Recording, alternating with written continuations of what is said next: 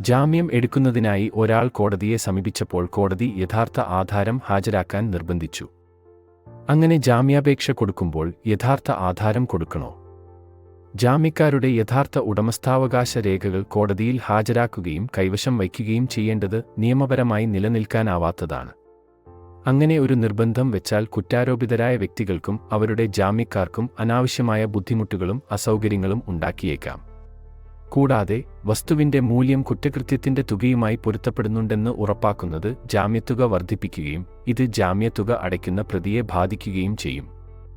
കുറ്റത്തിന് ശിക്ഷിക്കപ്പെട്ടില്ലെങ്കിലും പ്രതികളെ ദീർഘകാലത്തേക്ക് തടങ്കലിൽ വയ്ക്കുന്നതിനും ഇത് ഇടയാക്കും. ജാമ്യത്തിന്റെയും ജാമ്യ ബോണ്ടുകളുടെയും വ്യവസ്ഥകൾ തടവിലോ തടങ്കലിനോ ഉള്ള അന്യായമായ ഉറവിടമായി മാറരുത്. പ്രതികൾ കോടതിയിൽ ഹാജരാകുന്നത് ഉറപ്പാക്കുകയാണ് ജാമ്യത്തിന്റെ ലക്ഷ്യം, അല്ലാതെ അവരെ ശിക്ഷിക്കുകയല്ല. അതിനാൽ ജാമ്യക്കാരുടെ യഥാർത്ഥ ഉടമസ്ഥാവകാശ രേഖകൾ ഹാജരാക്കണമെന്ന നിർബന്ധം നിയമപരമായി അംഗീകരിക്കാനാവില്ല.